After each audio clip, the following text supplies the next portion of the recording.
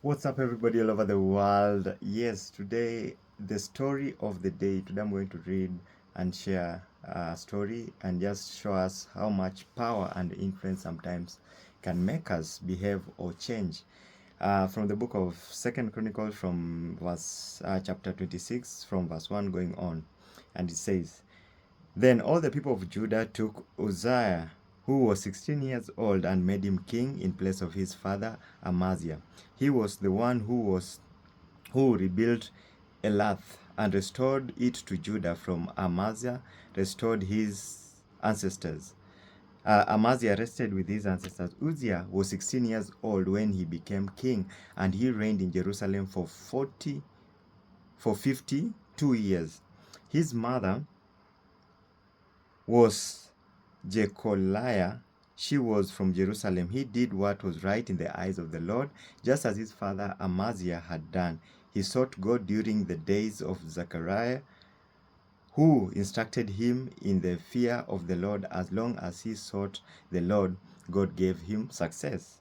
He went to war against the Philistine and broke down the walls of Gath, Jabneh, and Ashdod. He then rebuilt town near Ashdod and elsewhere among the Philistines. God helped him again and Philistines and again against the Arabs who lived in Gurbal and against the Meunites. The Ammonites brought tribute to Uzziah, and his fame spread as far as the borders of Egypt because he had become very powerful.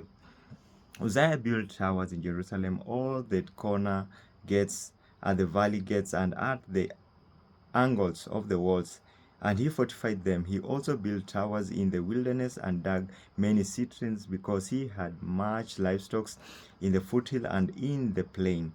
He had people working his field and vineyard in the hill and in the fertile land, for he loved the soil. Uzziah had a well-trained army ready to go out by division according to their numbers, as mastered by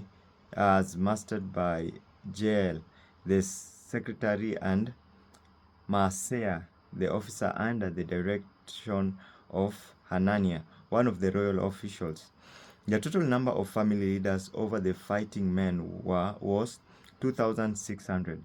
Under their command was any army of 307,500 and 500 men trained for war, a powerful force to support the king against his enemies. Uzziah provided shields, spears, helmets, coats of armor, bows, and sling stones for the entire army. In Jerusalem, he made devices invented for use in the tower and on the corner defenses so that soldiers could shoot arrows and hurl large stones from the wall. His fame spread far and wide, for he was greatly helped until he became powerful. But after Uzziah became powerful, his pride led to his downfall. He was unfaithful to the Lord his God and entered the temple of the Lord to burn incense on the altar of incense. Azariah the priest with 8 other courageous priests of the Lord followed him. They confronted King Uzziah and said, "It is not right for you, Uzziah, to burn incense to the Lord. That is for the priests, the descendants of Aaron, who have been consecrated to burning incense. Leave the sanctuary, for you have been unfaithful, and you will not be honored by the Lord God."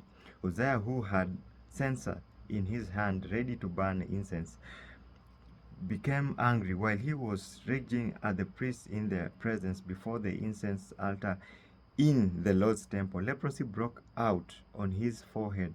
When Azariah the chief priest and all the other priests looked at him, they saw that he had leprosy on his forehead.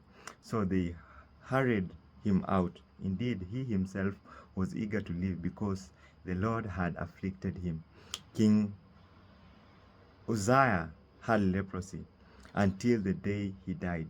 He lived in a separate house, leprosy and excluded from the temple of the Lord.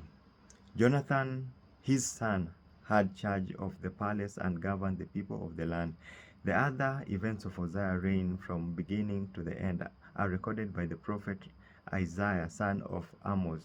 Uzziah rested with his ancestors and was buried near them in a cemetery that belonged to the king. For people said he had leprosy, and Jonathan, his son, succeeded him as king.